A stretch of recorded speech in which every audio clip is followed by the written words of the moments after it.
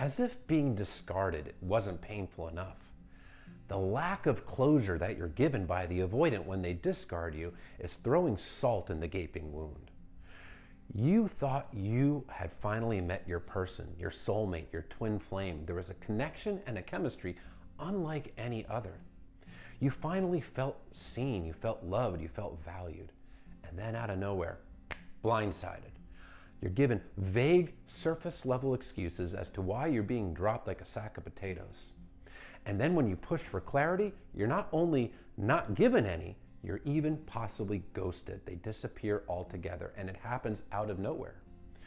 Understand that when the avoidant discards you, they have deactivated. Something triggered their avoidant fears of abandonment, engulfment, and rejection. And their response, well, rather reaction to those fears, is to deactivate. They take their feelings for you and they suppress them.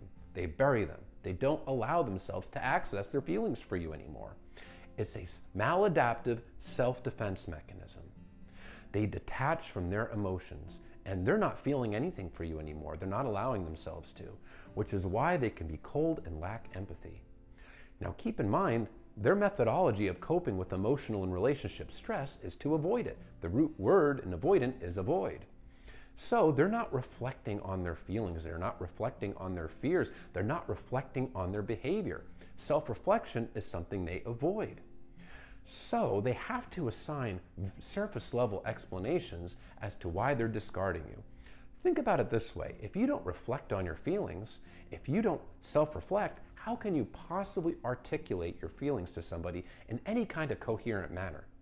How can you possibly explain why you're behaving a certain way if you refuse to reflect on it? That's why they have to give these vague surface level excuses. I can't give you what you need. You deserve someone who can love you the way you deserve to be loved. Work is just so busy right now. I don't have time for a relationship. I'm just not ready for a relationship. I need time and space to heal and to work on myself. It's not you, it's me. Maybe if the timing was different, things would be different. Right person, wrong time, etc., etc.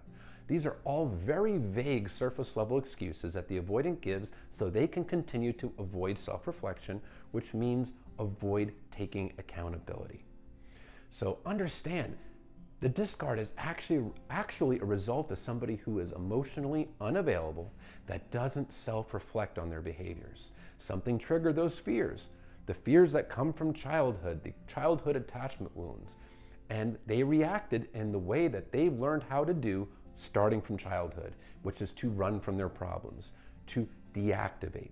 It's nothing you did, and it's not a reflection of you. Quite often, they discard because the relationship is going well, because they fear abandonment from you, because they view you on a pedestal as being too good for them, and there's no way that they can keep you. So it's not a reflection of you. It's nothing you did wrong. Don't blame yourself, because if you blame yourself, you're only prolonging the pain. And understand, pushing for clarity from this person, it just isn't going to happen. They're not going to give it to you until they actually work on themselves, do some true healing, and heal those childhood attachment wounds.